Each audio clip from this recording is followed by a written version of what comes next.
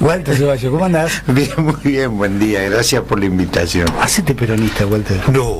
No, en serio te lo digo. No, pero ¿para qué? No, pero... Pero el peronismo está desapareciendo. No, te juro, pero Pero yo sí. te voy a decir una cosa. A ver. Pará, yo te considero a vos un tipo sabio. ¿Vos me considerás a mí un tipo con alguna sabiduría? Con bastante sabiduría. Bueno, entonces hacete peronista. El primer error que habla que vos no sos un sabio que cree que yo soy sabio. No. A ver, yo respeto mucho la historia y el compromiso militante de la mayoría de la dirigencia peronista que surge al peronismo desde los sectores, fundamentalmente de los sectores más desposeídos, porque también el peronismo se nutrió históricamente en el país y fundamentalmente en San Luis en el momento de su irrupción en la vida política en 1945. En San Luis por lo menos tuvo una conjunción, gran parte de los radicales de aquel momento, los principales dirigentes radicales de aquel momento en San Luis eran Víctor W. Endeiza y Zabal Ortiz. Y vía Quijano se fueron con Perón, después de aquel 17 de octubre de 1945. Pero también en San Luis, gran parte de lo que era el conservadurismo, sí, gran parte del conservadurismo se fue con Perón. Y yo creo que después el peronismo, que fue sin duda un partido en las dos primeras presidencias de Perón, fundamentalmente en la primera, un partido claramente atado a las necesarias reivindicaciones sociales, laborales, de igualdad, a partir del fallecimiento de su líder, porque fue un movimiento de masas basado en el liderazgo personalista de una persona, después del fallecimiento del general Perón, no ha encontrado hasta la fecha, a pesar de que hubo un notorio intento con algún grado de éxito en 1987 con lo que fue la renovación peronista, desde mi punto de vista y muy respetuosamente dicho, el peronismo no encontró, parecía un soplo de aire fresco. Eso generó un peronismo con un comportamiento faltándole su líder, horizontalizó y democratizó el proceso de decisión interna del peronismo, que se alejó un poco del corporativismo que lo había caracterizado, aquella definición de Perón, la comunidad organizada, que es ciertamente uno de los libros fundamentales del pensamiento del peronismo. Después me parece que la crisis de los partidos políticos que se dieron con la caída de nuestro gobierno en el 2001, sí, profundizó el fraccionamiento del peronismo. Entonces, hasta este tiempo me parece que la pregunta que te hago, todavía no encuentra la manera de volver a ser un partido político. Y los movimientos... Pero yo quiero hacerte, antes de meternos en el tema de los movimientos, porque quiero decirte esto. ¿Será que la trascendencia de líderes como Perón, en el caso del peronismo, o como Alfonsín, en el caso del radicalismo, hacen que el después sea más difícil, mucho más difícil? Y seguramente. No, digo, estoy tratando de encontrar dónde está la génesis, para que los partidos hayan entrado en situaciones de una debilidad cuasi incompatible con un desarrollo moderno de la institucionalidad política, que yo creo que es el gran desafío que tenemos. La política en la Argentina se ha convertido en personajes, sí, ni siquiera personalismos, personajes que son demasiado transitorios, demasiados efímeros, y donde el concepto del poder dejó de estar del lado de la idea para estar del lado de, como se dice, de los fierros. Sí. Entonces, yo soy muy respetuoso del peronismo, pero a mí me gustaría que hubiese un peronismo, no que hubiese ismos de personalismo. Bueno, y eso es lo que debilita el peronismo. Digo, si hoy el peronismo estuviera unido, pero ¿por qué? Detrás de una figura, o lo que detrás de una figura, porque digo, el peronismo funciona con un sentido vertical, diferente a ustedes. Sí, pero tienen más horizontalidad. Pero yo creo que, a ver, siendo, como te digo, muy respetuoso, yo sufrí la crisis después del 2001 del fraccionamiento del radicalismo. Sí. La emigración que tuvimos nosotros de muy importantes dirigentes que fueron a formar parte de la propuesta de Néstor Kirchner en su momento. También sufrimos, yo siempre digo que el radicalismo sufre pérdidas un poco por izquierda, pero también sufrimos pérdidas por derecha, digamos, hacia propuestas de otros dirigentes que eran muy importantes en el radicalismo y que en el 2001 emigraron o en el 2003 emigraron y forman parte hoy de otras propuestas políticas. Yo creo, lo comentaba anoche en un Twitter, a raíz del resultado de las elecciones de Córdoba, sí, donde al radicalismo cordobés le ha ido muy bien, en 127 municipios que se eligieron el radicalismo en las distintas vertientes, mayoritariamente como UCR lista 3, ganó en 80 y en 11 ganó como Cambiemos, digamos, o propuestas integradas por el radicalismo y otros partidos políticos, y también es cierto que el peronismo ganó en 28 de esas 127 municipalidades. Yo decía, la condición de tener un partido integrado, no estoy hablando, a ver, muchas veces hay que estar unido. Los partidos políticos tienen que ser organizacionalmente integrados, tienen que funcionar sobre la base de las democracias internas, sí, y el debate de las ideas diferentes, porque dentro de los mismos partidos hay alas. En el radicalismo hay un ala más orientada tal vez hacia las políticas de la centro derecha, y otra ala en la que yo me siento más identificado hacia la socialdemocracia o la centro izquierda. Entonces lo que digo es, el peronismo, la Argentina necesitaría de un partido justicialista organizado, unificado, institucionalizado, que hubiese un mecanismo de selección interna, porque a diferencia de lo que piensan otros, aún estando en la coalición política que integramos nosotros, yo creo que, y esto lo hablamos en la nota anterior, la Argentina que viene debe ser una Argentina no de uniformidades de pensamiento, no de imposición de una idea sobre la otra idea, porque eso es la uniformidad del hegemonismo. Pero la Argentina que viene tiene que ser una Argentina que sea capaz de discutir rumbos comunes. Yo no creo que haya nadie, o casi nadie, en el espectro político argentino que piense que, o mayoritariamente, no hay nadie que piense que Argentina debería salir de un modelo de sistema de libertades individuales, de respeto al disenso, de formas de capitalismo moderno, de integración al mundo. En esto me parece que la gran mayoría del pensamiento político argentino actual está incluida. Ahora, tenemos visiones estratégicas distintas, caminos, distintos tipos de estrategias, pero hay comunes denominadores que nosotros tenemos que unificar. Es cierto que en los años electorales la competencia electoral aleja la posibilidad de los consensos. El problema es que nosotros vivimos demasiado de años priorizando lo electoral por encima de lo institucional. Vivimos de elección en elección. Pero además terminó la elección ayer y mañana estamos pensando en la elección que viene. Entonces, tanto el que gobierna como el que está en la oposición no quiere perder la posibilidad de captar un voto. Y los acuerdos institucionales, sí, que han sido exitosos en el mundo, implica que haya líderes parlamentarios, partidarios, sociales, que estén dispuestos a mirar las generaciones futuras, no las generaciones presentes. Pero digo, el tema de los acuerdos, de los cuales vos hablas, es decir,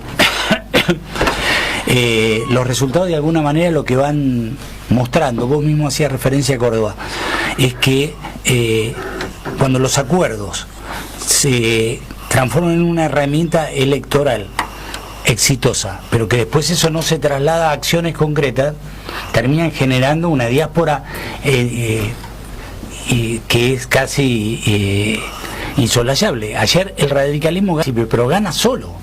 No gana con Cambiemos. No, en 11 ganamos como Cambiemos, sí, bueno, no, pero en 81 ganamos como UCR. Esto lo fortalece a Mestre, que es radical puro, sí, y que va solo, sí, y va en digo, si esto se pudiera trasladar a la elección a gobernador, digo, es decir, esto que no sé si es exactamente así. Bueno, yo lo que te quiero decir, Alberto, porque el peronismo seguramente en Córdoba, digo, estoy tomando el ejemplo de Córdoba porque es de ayer, ¿sí? Bueno, mira, Córdoba y mira Entre Ríos.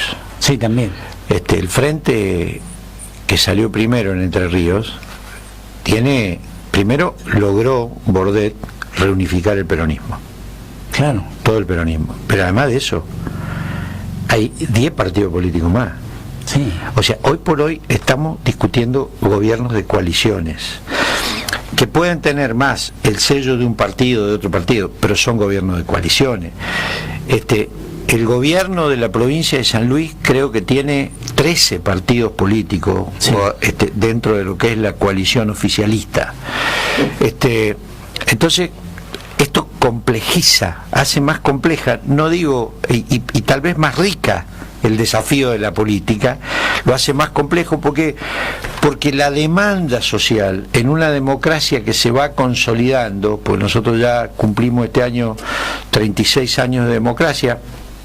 Para las democracias consolidadas somos joven, pero para los argentinos ya nadie piensa, o casi ya nadie piensa que podamos salir de esto, digamos, ¿está bien? Entonces, lo que digo es, vuelvo a Córdoba. Con el resultado de ayer, yo decía, seguramente sería mucho más competitivo la oferta que en Córdoba de una coalición política alternativa, opositora al justicialismo que gobierna hace 20 años Córdoba. Seríamos mucho más competitivos para la provincial si estuviéramos juntos que si seguimos estando como estamos, que es inexorable, que vamos a ir a la elección. ¿Sentís que le erraron con los socios, Walter? Digo, y te lo digo a vos que, pero pará, te lo digo a vos que fuiste decisivo, o por lo menos. No, sinceramente no. No, ya lo conversamos. No, a ver, las coaliciones tienen ¿En qué te representa Macri a vos? A ver, primero que yo no creo en el endiosamiento de las personas. Bueno, yo creo en las herramientas políticas. Y todo, para mí Cambiemos mucho más que el presidente. Para mí no. Para mí es mucho más. Y si no lo es, debería serlo. Y creo que los que desde adentro de Cambiemos apostaron a intentar hegemonizar la coalición, sí, ahora se están dando cuenta, no sé si por virtud o por necesidad, que las coaliciones que sustentan gobiernos tienen que ser estables, dinámicas y lo más amplia posible. Sí. Esto es lo que estamos... Yo creo que por necesidad, Bueno, está bien. Puede haber algo de virtud, hay gente que tal vez se da cuenta que se equivoca y rectificar un error también es una virtud. No, pero si no estamos tratando de hacer una pero lo que digo es juicio de valor. Pero lo que digo es tal vez haya integrantes de la coalición, sin duda, o tal vez hasta el propio presidente en algún momento de haber creído que su figura, su persona, sus ideas eran más importantes que la coalición. Bueno, el resultado es que no hay ejemplos en el mundo de coaliciones políticas que hayan sido exitosas en la gestión cuando no han tenido un buen funcionamiento como coalición de gestión y de gobierno. Y esto nosotros lo hemos planteado desde el origen y durante el ejercicio del gobierno. Aspiro a dos cosas. Primero, a que en este proceso que estamos viviendo, donde sin duda el radicalismo viene proponiendo desde hace bastante tiempo que hay que tener un rumbo de política macroeconómica, pero que también hay que tener al lado de ese rumbo de política macroeconómica políticas que atiendan los efectos colaterales que genera reencauzar una economía macroeconómica. Porque reencauzar una economía macroeconómica implica bajar el déficit fiscal, Y si usted baja el déficit fiscal, lo que está bajando es el gasto público, por un lado, y está aumentando impuestos por el otro. Y a su vez, para financiar el déficit se tiene que endeudar. Y si cambian las condiciones internacionales, a lo que se suman algunos errores domésticos en la administración financiera, que también los ha tenido nuestro gobierno, lo que usted tiene que hacer es bajar el déficit fiscal para bajar la inflación en un contexto de aumento de la problemática social, en un contexto de aumento de pobreza. Digo, por eso, ¿cómo hacer para resolver las cosas que vos decís en un escenario con una inflación proyectada a diciembre que supera el 50%? No, a ver, sí. No, está bien, la proyectada, no hay ningún cálculo de inflación hoy. A mí no me gusta esta cosa de hacer anuncios. A ver, si con una inflación alta, no le pongamos números. Altísima. Con una inflación altísima. Bueno, por eso, déjame decir, con una inflación alta, altísima, con un nivel de pobreza alto, altísimo, con un nivel de endeudamiento alto, con reservas que están absolutamente atadas a los una parte muy pequeña, reservas altas, pero atadas absolutamente al pago de los intereses de la deuda. Digo, ¿cómo hacer para resolver todo eso? Bueno, yo creo que esto es lo que el radicalismo le ha propuesto en la semana pasada al presidente. Sí. Hemos llevado una batería de medidas económicas, sobre todo. Una serie económicas y sociales y de reactivación, alguna, siendo conscientes que son para atender los efectos colaterales, no es para cambiar el fondo de la cuestión. No es que no existen en nuestra medida, en nuestra visión, no hay decisión económica que haga que la inflación mañana baje a 9 puntos anuales. Ojalá. Y que el crecimiento pasemos de la caída de 2 puntos a la subida. Que todo dependiera solamente de una decisión. De cualquier manera hay que tomar una decisión. Pero además, por ejemplo, te doy un ejemplo. Ayer estaba consultando una de las consultoras económicas que a mí, entre varias que sigo, me parece que es de las más certeras ha tenido, que es Econométrica, ¿no? Entonces planteaba, es probable que el segundo semestre de este año la economía crezca cerca de un 1,3%. ¿Por qué? Por el ingreso de las divisas de lo que van a ser una exitosísima hasta ahora cosecha de 140 millones. Ahora, de la venta de la venta. Ahora, ¿cuánto empleo eso genera? Nada. Muy poco. Sí, algo siempre genera, pero entonces tenemos que volver a crecer, pero además tenemos que discutir de qué manera incorporamos valor para que el crecimiento de la economía argentina no sea una economía de exportaciones exclusivamente primarizadas. ¿Está bien? Sí. Entonces tenemos que... y estos debates son debates que hay que darlo ahora para que empiecen a tener efecto positivo tal vez de acá 5 o 6 años. No sabemos quién va a ser el presidente. No. Este es el gran desafío. Y en la provincia de San Luis también, Alberto. En la provincia de San Luis también. Las decisiones que vamos a vivir los sanluiseños en el 2030 son las decisiones que estamos tomando ahora. Y tal vez algunos, varios o ninguno de los que hoy están tomando las decisiones en San Luis estemos en el 2030. Entonces, yo que he transitado una vida política desde una visión del bipartidismo, a esta altura de mi vida política me doy cuenta que por mucho tiempo más no va a volver a haber bipartidismo, que van a ser gobiernos de coaliciones y también oposiciones de coalición. Y que esas oposiciones y esos gobiernos de coaliciones no son dinámicos, no son estables. O sea, revisan su pliego de contrato de manera permanente, porque hay temas de ideología central y hay temas de ideología secundaria. ¿Está bien? Cuando uno hace una coalición, tal vez este fue uno de los problemas serios que tuvo nuestra coalición originariamente y que no puede volver a tener si es que se ratifique el contrato desde el radicalismo para mantenerse en Cambiemos 19-23, que es que nosotros tenemos que tener no lineamientos programáticos, tenemos que tener un programa un programa central.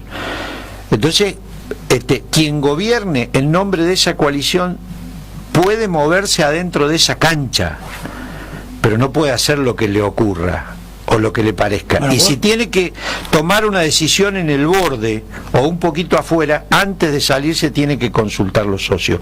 Cuando nosotros planteamos que tiene que haber una coalición política de gestión y de gobierno, no es que le estamos pidiendo cargos. Los cargos no hacen a la gestión, porque los cargos los elige el presidente, como los elige el gobernador, los ejecutivos o el intendente. Lo que le estamos pidiendo es lineamientos políticos generales, porque si no terminamos siendo, y nosotros hemos sentido que muchas veces el radicalismo ha terminado siendo adherente. Claro. Y no estamos de acuerdo con esto. Por eso digo, porque vos presentaste un programa, y yo lo recuerdo perfectamente, un lunes, donde obviamente desarrollaste el fruto de un trabajo de mucho tiempo. Que lo seguimos haciendo. Que lo seguís haciendo. Pero digamos, vos planteaste un programa, ¿sí? Después no se privilegió otra cosa. Es decir, vos sos coherente con esto. Es decir, vos fuiste coherente con lo que estás expresando ahora. Vos dijiste, bueno, tenemos que tener un programa para después definir cómo surge la representación. Pero bueno, en ese momento se privilegió otra cosa, no sé, digo. Un poco volviendo a lo que hablábamos del justicialismo, ¿no? Yo sigo creyendo que la validación de la confianza pública en la política es proponer una idea sabiendo que en el caso que te den el aval electoral, saber cómo la llevas adelante y después poder rendir cuentas frente a la sociedad y decirle a la sociedad: yo propuse esto, claro, esto logré esto y esto no lo logré porque no pude por esto o estamos en proceso de lograrlo.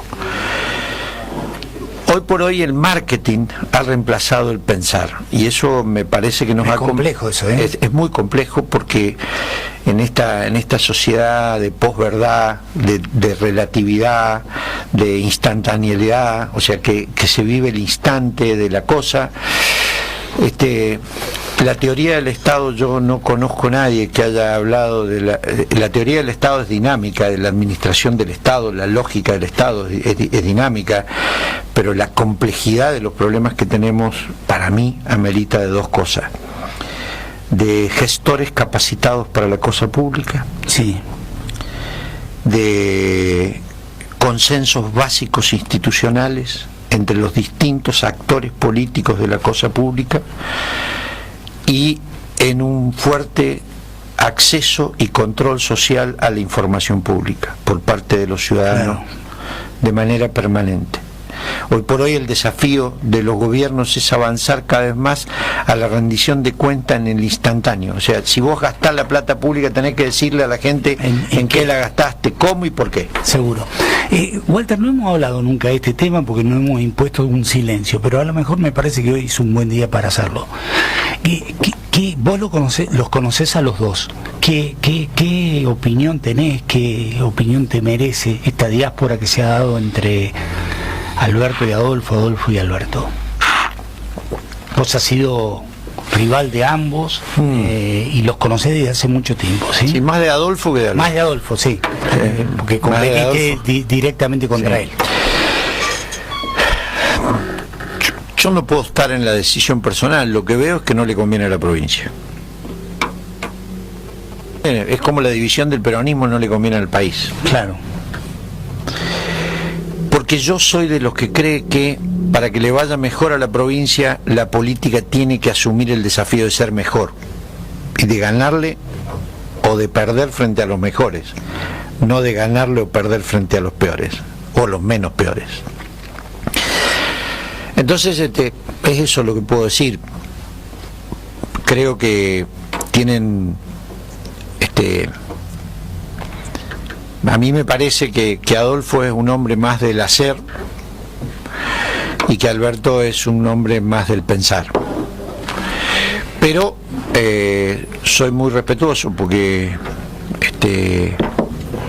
ellos hasta ahora juntos y ahora han decidido caminos distintos, pero quien gobierna un régimen político, gobierna una provincia durante 36 años, yo soy muy crítico de muchas cosas de este gobierno, lo he sido y creo que lo seguiré siendo porque así como, a mí me enseñó, una vez le escuché decir a don Ricardo Balbín en mi casa, en Justo Araco, hablando con mi padre, él decía: los peores gobiernos tienen cosas buenas. En aquel momento mi viejo le estaba cuestionando por qué había ido a reunirse con Perón en aquella histórico salto de la Tapia en la quinta de Gaspar Campos. Sí, claro. Fue una de las pocas veces que lo vi a mi viejo muy ofuscado por una cuestión política, porque apareció una tapa de una revista que era la revista Sí. Sí. Que se editaba en blanco y negro. Blanco y negro. Y una tapa en sepia, me acuerdo, donde le ponían una escalerita al doctor Balbín para que saltara la tapia por una entrada alternativa.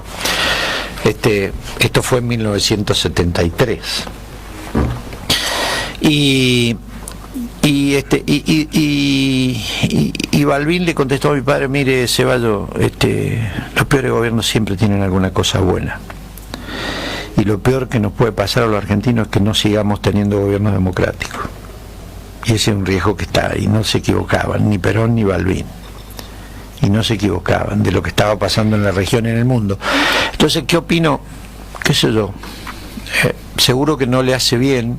Me parece que sería más conveniente para San Luis que dos personas políticas tan importantes, tan gravitantes, hubieran encontrado otra manera de dirimir hacia adentro del oficialismo su forma de ver de liderazgo. Claro. No la encontraron y bueno, decidieron ese camino. Yo no soy quien para opinar de las decisiones de ellos, pero yo tengo esta visión. Me parece que Alberto es un pensador con una, al menos desde el pensamiento, una cuestión de mayor modernidad. Y Adolfo es un hacedor cotidiano, un gran trabajador, hay que seguirle el ritmo, ¿no? Sí. Pero bueno, en conjunción funcionaron bien 36 años, hay que ver en división cómo funcionan. ¿Y cómo ves Cambiemos en la provincia? Bueno, Cambiemos en la provincia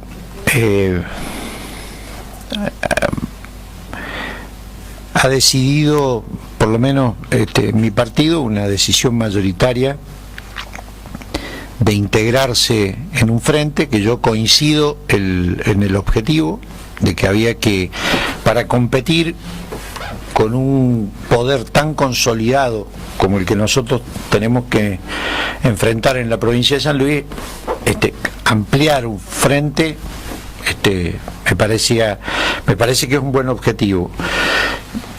En ese objetivo yo coincido. Con respecto al tema de la estrategia, no voy a opinar, como usted lo dije antes, porque las estrategias se evalúan por resultados. En el objetivo me parece que es más, en San Luis hay que buscar construir un frente político con intereses provinciales. ¿Qué quiero decir con esto? Que inclusive tenemos que convocar a aquellos que tal vez no coincidan con nosotros en la orientación nacional. Yo lo digo muchas veces y lo discuto muchas veces, aún con dirigentes nacionales de mi partido. 5.000 votos, 6.000 votos en el orden nacional no le cambian el resultado a nadie. Pero acá sí. En la provincia de San Luis puede ser la diferencia entre ser gobierno o ser oposición. Sí, es verdad. Por eso hay que sumar al que... Pero también cómo sumamos, hay que sumar, y este es el otro tema, vuelvo a insistir, en lo nacional y en lo provincial. Yo soy de los que está convencido que cuando uno convoca a la sociedad que lo vote, lo hace en base a un contrato social, y ese contrato, el contenido de ese contrato es un programa.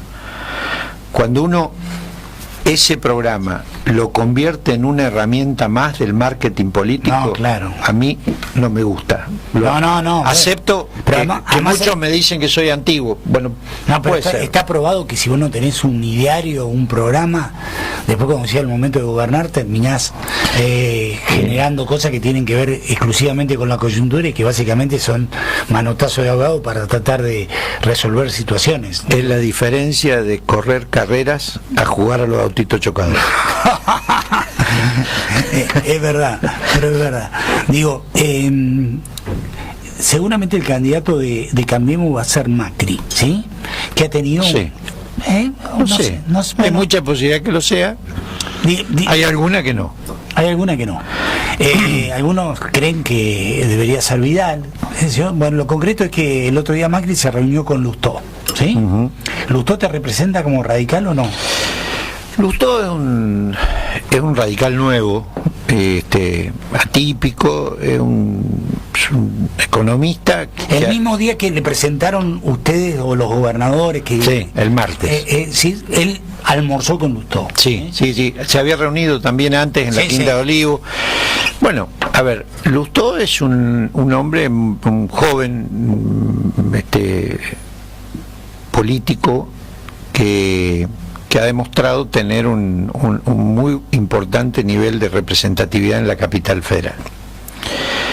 Entonces yo veo con muy buenos ojos que él se incorpore a la política y se incorpore al radicalismo, porque yo creo que el radicalismo, para poder tener un candidato a presidente que sea presidente, tenemos que reconstruir liderazgos en 2 distritos, en la capital federal y en la provincia de Buenos Aires. Claro. Cuando digo liderazgo, no es que no tengamos líderes partidarios, liderazgos que excedan al radicalismo y que puedan estar en condiciones de ser gobernador de la provincia de Buenos Aires o jefe de gobierno de la ciudad de Buenos Aires. Bueno, Lustó generó un proyecto político desde el radicalismo, cuando todavía no era radical, que llegó a una segunda vuelta con Larreta y que estuvo a 4 puntos de ser jefe de gobierno. Sí. Entonces, desde ese punto de vista, a mí soy muy bienvenido. Él tiene un estilo político que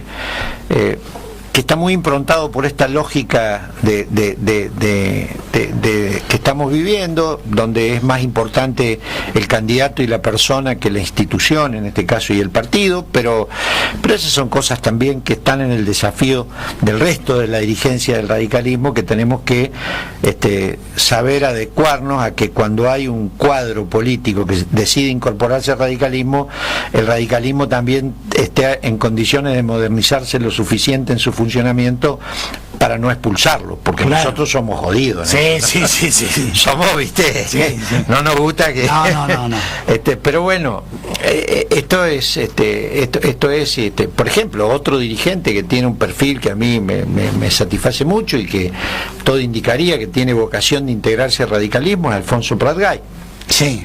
Entonces, bueno, me parece que son personalidades que han sido importantes en la economía, en la política, en el caso de Alfonso y en el caso de Lustó, con anterioridad a su pertenencia radical, y que si deciden integrarse al radicalismo, el radicalismo tiene que, yo lo valoro positivamente, digamos, que ellos decidan integrarse al radicalismo. Ahora, de ahí a tener un liderazgo nacional, me parece que hay una trayectoria que recorrer, que me parece que Martín tiene voluntad de recorrerla, y bueno, y ojalá lo haga y lo haga con éxito, porque el éxito de dirigentes de mi partido es el éxito de mi partido.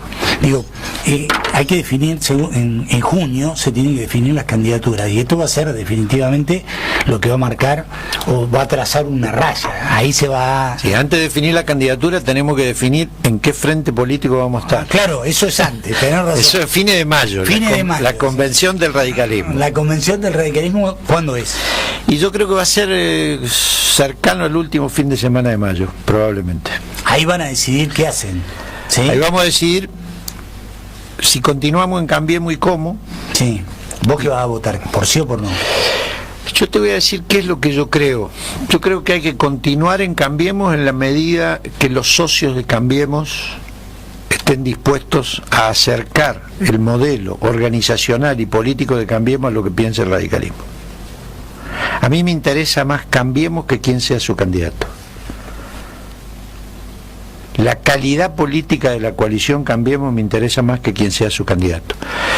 Y si los socios políticos no están de acuerdo con esto, bueno, creo que el radicalismo tiene que estar en disposición de integrar otro frente político, porque tampoco veo como probable esta cosa de que suena muy lindo adentro del comité, no, solo UCR, lista 3, no. Porque yo no quiero volver al Morol Lozada del 2,3 sí, claro, del 2003. Claro. No, porque sería involucionar el radicalismo.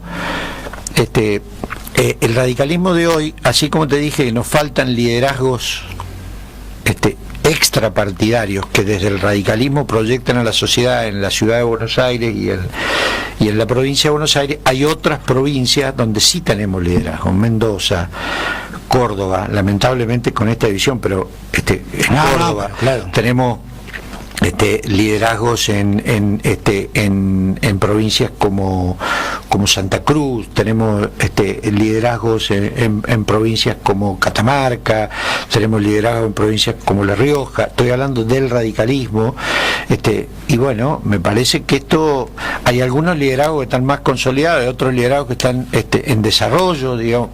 Te doy un nombre, por ejemplo, Campero, el intendente de Yerbabuena en Tucumán, te lo digo hoy, yo creo que va a tener grandes posibilidades de ser gobernador de Tucumán en el 2023. Un chango que tiene 31 años. Por ejemplo, en Mendoza, donde Cornejo es gobernador y es el presidente de la Unión Cívica Radical.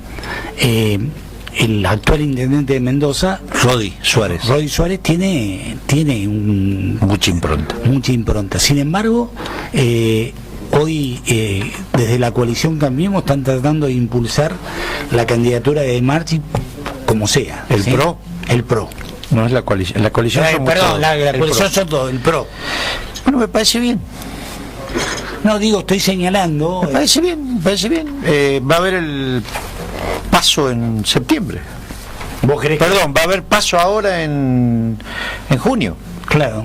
Bueno, ahí se resuelve todo. Ahí se resuelve, democráticamente. Las coaliciones tienen que tener uno de los contenidos de principio de las coaliciones, que la democracia interna tiene que ser la herramienta para dirimir aquellas situaciones en donde el consenso no es posible porque hay gente que está en condiciones equiparables. Yo creo que ha sido uno de los principales errores del presidente y de la gente que administra políticamente la decisión del presidente, la de no permitir la aplicación democrática hacia el interior de la coalición. Claro. Si nosotros lo hubiéramos hecho en Córdoba, no tendríamos el problema que tenemos. Hay lugares donde una competencia entre candidatos de distintos partidos de la coalición, o aún de candidatos de listas o propuestas con candidatos integrados a nosotros, particularmente en aquellos lugares donde somos oposición. Porque una cosa es la estructuración de una lista cuando uno está en el poder, y otra cosa es la articulación de una lista cuando uno está en la oposición. De cualquier manera, yo soy de la idea de que más allá de que lo que se decida, siempre tienen que estar los mejores. Y hoy estoy charlando con vos y te escucho, y yo que conozco a todos por esto, porque hace tanto tiempo que estoy, y el otro día lo llevé a la tele al Gringo Bonino. Tenés que venir a Canal 13, quiero decirte, tenés que venir a Canal 13, porque eso es masivo, ¿sí? Tiene un nivel de masividad que creo que está favorecida por la coyuntura, ¿sí? Sí, claro. Absolutamente. Y yo digo, no me imagino, digamos, una coalición de ustedes muy fuerte sin vos y el Gringo fuera de la coalición, digamos. No, pero no están fuera de la coalición, tanto vos como él están, pero sin ser una referencia para el electorado, sin estar, me entendés, como candidato. Digo, no siempre tenés que estar como candidato para ser importante. Ahora, para la gente que va a votar, sí. ¿Me entendés? Es decir, porque el otro día estaba el Gringo y la gente llamaba, ¿me entendés? Y decía, te quiero como candidato, y ya está, ya definieron otra cosa. Y seguramente con vos pasaría lo mismo, ¿me entendés, Walter? Veremos. la grilla está armada. No, ya sé. Te estoy haciendo una referencia de lo que pienso. Pienso que uno siempre tiene que tratar de integrar a los mejores. Ya estamos en los cajones, como dicen los turferos. Ni de casualidad. No, digo, ya estamos en los cajones, en el cajón de la largada, de la cuadrera. Pero bueno, digo, ya sé, ya está. Los candidatos ya están. Bueno, yo estoy por pedido de la conducción de mi partido y algunos amigos tratando de aportar a que el radicalismo tenga la mejor, los convencionales nacionales del radicalismo tengan la mejor información y que podamos tener la sapiencia para tomar la mejor decisión, porque cuando el radicalismo decide, así como decidimos en el 2015 integrar la coalición Cambiemos, y yo creo que no nos equivocamos, porque el sistema político argentino necesitaba más equilibrio, más competitividad, más distribución de poder, que no fuera tan hegemónico, y creo que esto se ha logrado. Hay logros que tal vez no se vean por la crisis económica y su impacto social, pero hemos avanzado en la cuestión del federalismo, el federalismo fiscal, sobre todo hemos avanzado en la Argentina. Hoy la provincia, hay un dato, digamos, cuando asumió el gobierno del presidente Macri, de 24 jurisdicciones había 17 con déficit, había 3 o 4 que estaban en 2 con superávit, San Luis y La Pampa, y creo que el resto estaban o con déficit o con equilibrio inestables. Y hoy es al revés. Hoy hay 20 con equilibrio, algunas de ellas con superávit, y hay solamente 2 con déficit o 3, entran y salen, algunas están en el límite. Entonces, bueno, me parece que en esto hay que destacarlo. Hay que repensar el federalismo. Sí. Tenemos que este es un tema que a mí también me apasiona, porque creo que el principal condicionante del desarrollo con igualdad. La igualdad en la Argentina también ha terminado siendo tiene que ser una igualdad geográfica. La centralidad de la información masiva, particularmente de la televisión, no hay federalismo informativo. No hay federalismo informativo, y esto deforma el proceso de toma de decisiones. Muchas veces el legislador, sea diputado, sea senador, la condicionalidad de la información está fuertemente improntada por la cosa central, por la cuestión nacional. Absolutamente. Un canal es nacional aunque trate temas del AMBA, sí, de la zona metropolitana de Capital y el Gran Buenos Aires. Bueno, esas son las noticias que nosotros llamamos nacionales. Entonces, a diferencia, por ejemplo, miro Brasil, que es un país federal. Sí. Por supuesto, Estados Unidos, Canadá, Alemania, son países federales, pero digo, me parece que en eso tenemos que repensar, y hay que repensar pronto un nuevo pacto federal para el desarrollo, donde la voz principal la tienen que tener los gobernadores y el presidente que se elija en este proceso electoral. Pero la Argentina tiene que volver a tener un común denominador como nación, porque si no, las decisiones políticas que se toman terminan siendo muy condicionantes a lo local para las decisiones provinciales, y la nación termina mirando solamente las cuestiones de la gran urbanidad. Te doy un dato que a mí me preocupa mucho. Lo hablaba con Fabio Kesla en una reunión el otro día. Hay 36 ciudades de la Argentina que juntan el 83% de los votos. Y yo le agregué a ese trabajo.